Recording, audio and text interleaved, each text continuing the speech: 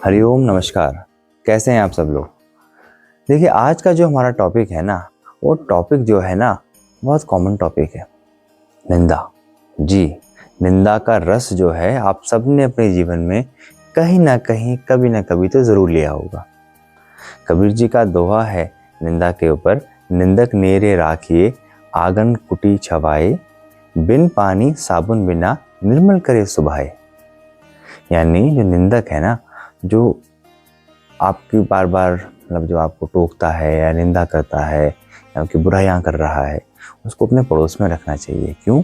क्योंकि वो बिना पानी बिना साबुन के आपके चित्त को साफ कर रहा है, आपके पाप को साफ कर रहा है, आपके कर्मों को काट रहा है। एक दृष्टांत में हमेशा निंदा के ऊपर एक आता है देने का कि एक बार क्या हुआ ना, एक राजा था, बहुत अच्छा राजा था और बहुत दयालु राजा था।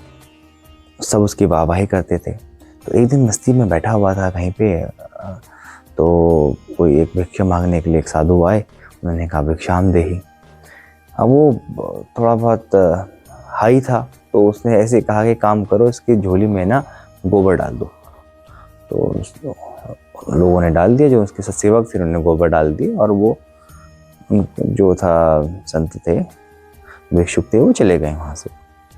जब वो होश में आया उसने कहा अरे भाई ये तो मैंने बहुत बड़ा पाप कर लिया, ये तो गलती हो गई, उसको बड़ी आत्मग्लानि हुई। तो अब क्या कर सकता, अब तो हो चुका था वो कार्य। तो एक दिन जब वो सुबह जो सुबह सुबह का सपना था उसका, तो उसमें सपने में उसने देखा कि उसके राज्य में एक बहुत बड़ा महल है, वहाँ पे 4-5 चौकीदार हैं।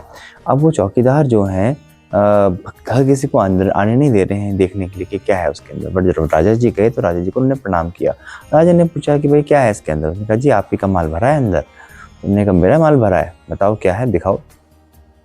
महल जो था ना पूरा का पूरा गोबर से भरा हुआ था। उन्होंने कहा जी जो आपने वो पाप कर्म किया है उसकी वजह से सारा गोबर आपको खाना है। तो महाराज परेशान, भाई ये तो गड़बड़ हो गई, ये तो जिंदगी भर अच्छे कार्य किए, आज जो है ये कर्म मुझे भोगना पड़ रहा है या पड़ेगा। तो उन्होंने जब जैसे विचार कर ही रहे थे तो उनका ध्यान टूटा। वो बाहर आए सपने से अपने, और अगले दिन उन्होंने पूरे देश के अच्छे अच्छे विद्वानों को बुलाया। तो विद्वानों की जो बात सभी सभा हुई, उसका निष्कर्ष क्या निकला कि महाराज ऐसा है, ये हर कोई आपकी तारीफ करता है, हर कोई आपको अच्छा मानता है, हर कोई कहता है आपसे अच्छा राजा कोई है नहीं। आपको कोई एक ऐसा कार्य करना पड़ेगा कि उस कार्य की वजह से आपको सब लोग बुरा भला कहना शुरू करें। तो उस बुजुर्ग राजा ने क्या किया, एक 16 साल की बच्ची को अगवा करवा कर उससे शादी कर ली धूमधाम से, और शादी कर ली।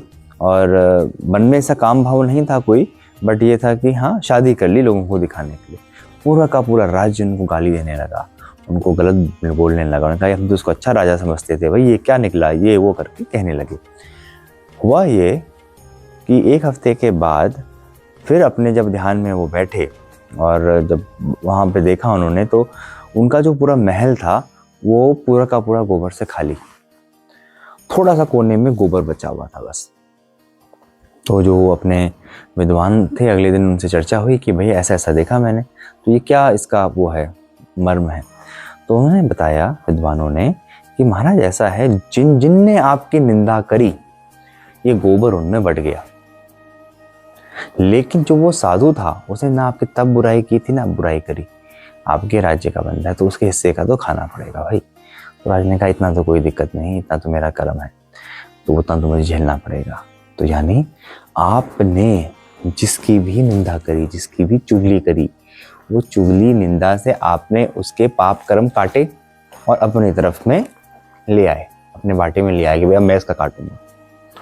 तो देखिए आपको अपना जीवन सहजता से जीना है, सुंदर जीना है, तो इसके लिए बहुत ज़रूरी है कि आप जो है ना ये निंदा चुगली की जो ट्रैप है उससे बचिए। और मैं तो हमेशा ये कहूँगा कि भैया जो भी है लोगों की बुराई ना करके लोगों के बारे में कोई अच्छी बातें करें तो ज़्यादा अच्छा रहेगा। एक होटल का एक किस्सा अपने को याद आया। एक बार ना सभी किटी पार्टी होती, सभी औरतें चुपचाप बैठी हुई थी, हमेशा हल्ला करती थी। तो वेटर ने पूछा मैडम क्यों हल्ला कर रहे हो, मतलब क्यों हल्ला नहीं कर रहे हो आज, आप तो हमेशा इतनी बातें क्या करते थे सारे के सारे।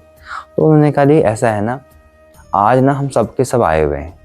तो समझा नहीं। तो उन्होंने कहा जी एक्चुअली में जो नहीं आता था हम उसकी चुगली करते थे, आज सबके सब आए हुए हैं इसलिए चुपचाप बैठे हुए हैं। तो भाई चुगली में, निंदा रस में जो आप आनंद लेते हैं, प्रभु मत लीजिए। ना जाने किसके कर्म काट रहे, अपने तो काटे नहीं जा रहे, दूसरों के भी ढोने का क्या फायदा। तो प्रभु सबसे प्रेम करें, निंदा चुगली से बचें, प्रभु का सिमरन करें। हरिओम हरिओम।